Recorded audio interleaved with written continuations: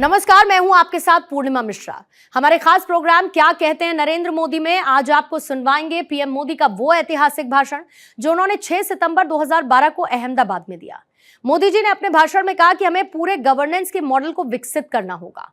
टुकड़ों में सोचने पर समस्या सॉल्व नहीं होती और विकास के लिए इंटीग्रेटेड हॉलिस्टिक अप्रोच चाहिए।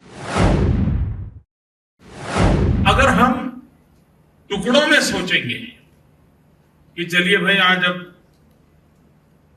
लोगों को आने जाने में दिक्कत हो रही है तो ट्रांसपोर्ट के लिए सोचो, फिर कभी बैठेंगे तो सोचेंगे स्कूल को जाने वाले बच्चों की व्यवस्था के लिए सोचो, तीसरे दिन सोचेंगे तो भाई चलिए वहां पे फेस्टिवल हो रहा है तो वहां का कुछ सोचो। अगर टुकड़ों में चीजों को सोचा जाएगा तो इन समस्याओं का कभी समाधान नहीं होगा। और इसलिए हमारे देश में और विशेष करके एशिया के कुछ देशों ने इस दिशा में काम किया है, उससे सीखते हुए हमने पूरे गवर्नेंस के मॉडल को विकसित करना पड़ेगा। हमने अर्बन डेवलपमेंट का साइंटिफिक अप्रोच क्या हो, इस पर हमने बल देना होगा।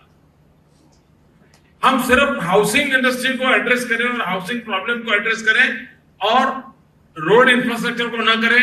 हम रोड इंफ्रास्ट्रक्चर को करें लेकिन ट्रांसपोर्टेशन को न करें, हम ट्रांसपोर्टेशन को करें लेकिन पावर सप्लाई को न करें, हम पावर सप्लाई को करें लेकिन गैस ग्रिड को न करें, हम गैस ग्रिड को करें लेकिन ब्रॉडबैंड कनेक्टिविटी न दें। अगर हम ऐसा टुकड़ों में करेंगे तो मैं नहीं मानता हूं कि हम सुविधाओं को पहुंचा सकते हैं। और इसलिए एक इंटीग्रेटेड होलिस्टिक अप्रोच, और उसके लिए सबसे पहली जो मैं आवश्यकता हमारे देश में वैसा करता हूं कि जिस प्रकार से आईआईएम के अंदर भिन्न भिन्न प्रकार के कोर्सेज चलते हैं, एमबीए के भिन्न भिन्न प्रकार के कोर्सेज चलते हैं, ये समय की मांग है कि हमारे देश में जितना हो सके उतना जल्दी अर्बन मैनेजमेंट, अर्बन इनिशिएटिव्स को लेकर के यूनिवर्सिटीज में ह्यूमन रिसोर्स डेवलपमेंट पर विशेष ध्यान दिया जाए। एक्सपर्ट टैलेंट हमको तैयार करनी होगी जो इन बढ़ते हुए, क्योंकि गुजरात एक स्टेट है जहां मेरा आज 42% अर्बन पॉपुलेशन और 50% population dependent to the urban area है। अगर ये मेरी स्थिति है तो मेरे लिए आवश्यक बन जाता है आज इस प्रकार का साइंटिफिक नॉलेज रखने वाले ह्यूमन रिसोर्स भी उपलब्ध नहीं है।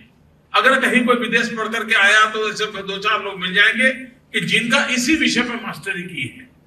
आवश्यकता यह है कि हमारे देश की गिवन सिचुएशन के संदर्भ में, एशियन कंट्रीज की गिवन सिचुएशन के संदर्भ में हम किस प्रकार का अर्बन मैनेजमेंट खड़ा कर सकते हैं। और जब अर्बन मैनेजमेंट का पूरा सोचते हैं तब जाकर के उस पर ट्रांसपोर्टेशन मुद्दा आता है। अब जैसे गुजरात जैसा प्रदेश है, बीआरटीए में हम सफल हुए और कभी कभी मुझे लगता है कि हम बीआरटीए में सफल सिर्फ होते तो दुनिया का ध्यान नहीं जाता। हमारा दुर्भाग्य है कि हम कितना ही पसीना बहाएं, कितना ही अच्छा करें, लेकिन शुरू में किसी का उस पर ध्यान नहीं जाता है। जब दिल्ली में बीआरटी फेल हुआ तब गुजरात पे ध्यान गया। अगर दिल्ली फेल न गया होता तो हमारे सक्सेस की तरफ किसी की नजर नहीं जाती। हमारे यहां ज्योतिग्राम योजना 24 घंटे 3 फेज अनइंटरप्टेड पावर गुजरात के अंदर पिछले 5-6 साल से हम सप्लाई कर रहे हैं, सक्सेसफुली कर रहे हैं, लेकिन देश का कभी ध्यान नहीं गया। लेकिन अभी थोड़े दिन पहले जब पूरा हिंदुस्तान अंधेरे में फंस गया, 19 राज्य अंधेरे में फंस गए, तब लोगों को गुजरात का उजाला दिखाई दिया और वॉशिंगटन पोस्ट तक सबको लिखना पड़ा कि गुजरात है जहां एनर्जी की दिशा में ये सेल्फ सफिशिएंट है। तो ये दिल्ली में बीआरटीएस फेल गया, तब जाकर के गुजरात के अहमदाबाद के बीआरटीएस प्रोजेक्ट की सफलता की तरफ दुनिया का ध्यान गया। मित्रों, ये बीआरटीएस की बात हो, कोई भी हो, एक बार लिख के रखिए, जब भी दिल्ली विफल जाएगा गुजरात सक्सेस करके दिखाएगा। Whenever Delhi fails, Gujarat succeeds.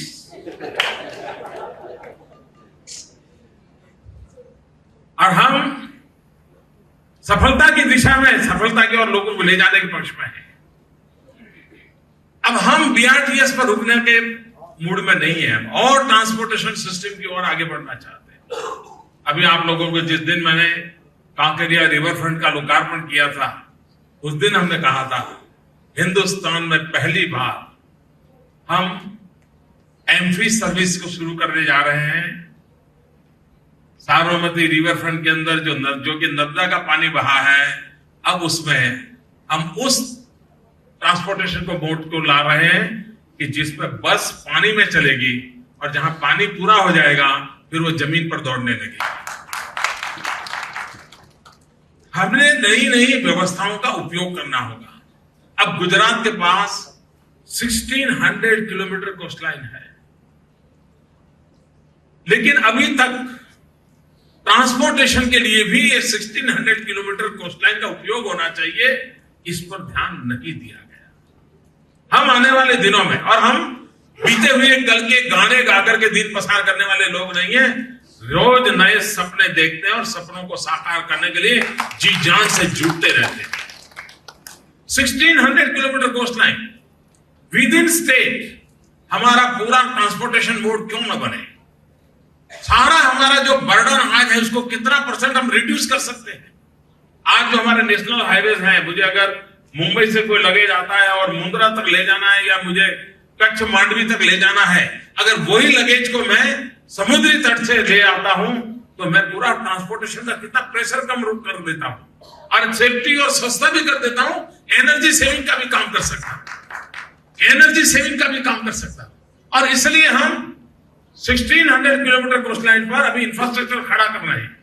मुझे याद है, मैं जब छोटा था, स्कूल में पढ़ता था, अखबार पढ़ने का आदत है, तो हर मुख्यमंत्री या मंत्री के मुंह से एक बात हम बचपन में पढ़ा करते थे, सुना करते थे कि गोगा दहेज फेरी सर्विस। मैं मुख्यमंत्री बना तो मैंने लोगों से सवाल पूछा कि भाई ये मैं बचपन से सुनता पढ़ता आया हूं, इसका हुआ क्या? मतलब अखबार में तो हम चीज देखते थे, कागज पे फाइल पे कहीं नजर नहीं आती। अब मैंने उस बीड़ा उठाया है, मैं उस गोगा दहेज फेरी सर्विस को शुरू करने जा रहा हूं। अभी उसका इंफ्रास्ट्रक्चर का काम चल रहा है, दोनों तरफ चल रहा है। अब ये एक नया ट्रांसपोर्टेशन का मोड होगा। 100 से अधिक व्हीकल उसके अंदर आ जाएंगे, 1000 से अधिक पैसेंजर आ जाएंगे। कितनी एनर्जी सेविंग होगा, कितना समय का बचाव होगा और कितना एग्जिस्टिंग ट्रांसपोर्टेशन सिस्टम के प्रेशर को वो कम करेगा। यानी हम उस दिशा में जा रहे हैं। मित्रों, मेरे गुजरात के लाइफ लाइन है नर्मदा, लेकिन सिर्फ पानी बहता रहे तो वो लाइफ लाइन रहेगी ऐसा मैं नहीं मानता। मैंने कुछ लोगों को अभ्यास करने में लगाया है कि गुजरात के हार्ट में से निकलने वाली 500 किलोमीटर का कैनाल है, मेन कैनाल, क्या उसके अंदर हम ट्रांसपोर्टेशन की व्यवस्थाओं को विकसित कर सकते हैं? लोगों को फंड भी मिल जाएगा, प्रेशर भी कम होगा और कम से कम लगेज तो ले जा सकते हैं। छोटे से पानी से 1 फुट ऊंचे ऐसे पुल पर तो कहीं पर भी ब्रिज आता होगा, नाले के नीचे से निकलना होगा, तो भी वो 500 किलोमीटर लॉन्ग। यानी जो काम करने के लिए अरबों खरबों रुपए 500 किलोमीटर रोड बनाने के लिए लग जाएगा, वो आज वाटरवे ट्रांसपोर्ट सिस्टम से हो सकता है क्या? हम इसको कैसे आगे बढ़ाएं? मेट्रो ट्रेन अहमदाबाद में, सूरत में, बड़ौदा में मेट्रो ट्रेन की दिशा में आगे बढ़ रहे हैं। लेकिन अगर सूरत का मेट्रो ट्रेन का मॉडल एक होगा, बड़ौदा का मेट्रो ट्रेन का एक होगा, अहमदाबाद का मेट्रो ट्रेन का एक मॉडल होगा, तो ये बिखरी हुई अवस्था हमें मंजूर नहीं है।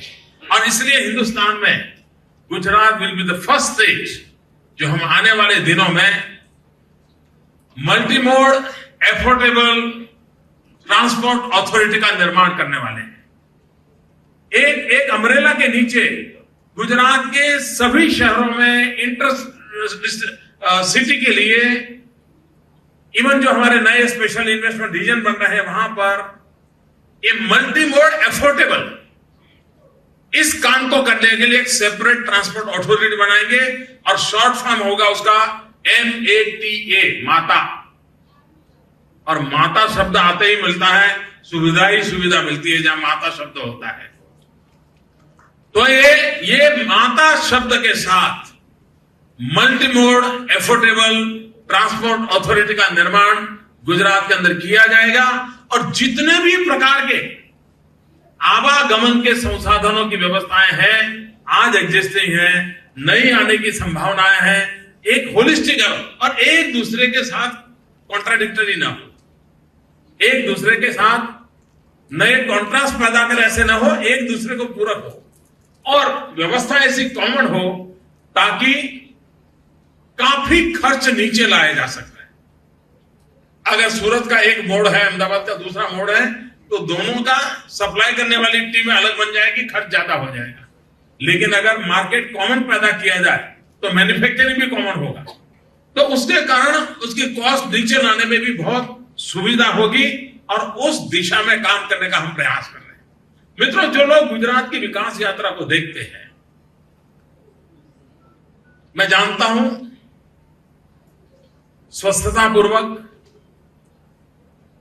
बारीकियों से चीजों का एनालिसिस करने का स्वभाव समाज में कम होता जा रहा है। अध्ययन करके चीजों का मूल्यांकन करने की आदत कम होती जा रही है और इसलिए बहुत से अच्छे इनिशिएटिव होते हैं जिस पर किसी का ध्यान जाता नहीं। क्या कारण होगा कि बीआरटीए का नाम, उस मार्ग का नाम हमने जनमार्ग रखा हो? क्या कारण है कि हजारों करोड़ रुपयों की ये गोल्डन वैल्यू की जमीन हमने इस प्रकार से इस काम के लिए लगा दी होगी? वरना ये इसकी कीमत जाए तो हजारों करोड़ रुपए की कीमत की जमीन है जिस पर आज बीआरटीएस दौड़ रही है। लेकिन अगर स्टडी करके इतने अरबों खरबों रुपए खपाना, कुछ लोग कहते हैं कि इतने बढ़िया, मेरी आलोचना क्या हुई है? मेरी आलोचना ये हुई है कि इतना बढ़िया बस स्टेशन की क्या जरूरत थी। मुझे कभी कभी ये गरीब सोच वाले लोग होते हैं, उन पर बड़ी दया आती है।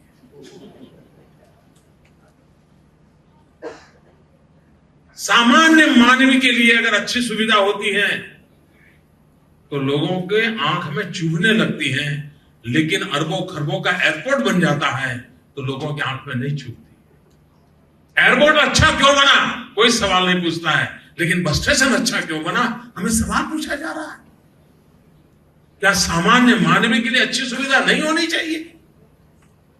हमें इसके लिए क्वेश्चन किया जाता है और ये कुछ लोगों की मानसिक दरिद्रता होती है। और मुझे एक कथा बराबर याद रहती है, बहुत सालों पहले की घटना है और सत्य घटना है। मैं महसाना के प्लेटफॉर्म पे खड़ा था और वहां पर भीख मांगने वाला एक इंसान अपने हाथ के अंदर, किसी ने ब्रेड दिया होगा तो ब्रेड ऐसे डुबो डुबो करके खा रहा था और बड़े चाव से खा रहा था। मेरी यूं ही नजर गई, मैंने देखा उसके हाथ में कुछ है नहीं, तो ये ब्रेड जो है उसको ऐसे डुबो डुबो कर कैसे खा रहा है। तो मेरा मन कर गया उस गरीब आदमी के पास जाके मैंने पूछा, मैंने कहा भैया तुम ब्रेड खा रहे हो, तेरे हाथ में तो कुछ है नहीं, ये ऐसे बना पर डुबो डुबो करके क्यों खा रहे हो? तो उसने मुझे जवाब दिया, उसने कहा साहब ऐसा है, अकेली ब्रेड टेस्टी नहीं लगती है। तो मैं मन से सोचता हूं कि मेरे हाथ में नमक है और नमक के मैं डुबो करके मैं उसको खा रहा हूं। मैंने कहा यार कल्पना ही करनी है तो सीखत की कर, नमक की क्यों कर रहा है? लेकिन वो गरीब आदमी, उसका कल्पना दारिद्र्य इतना था कि वो उससे बाहर नहीं जा सकता।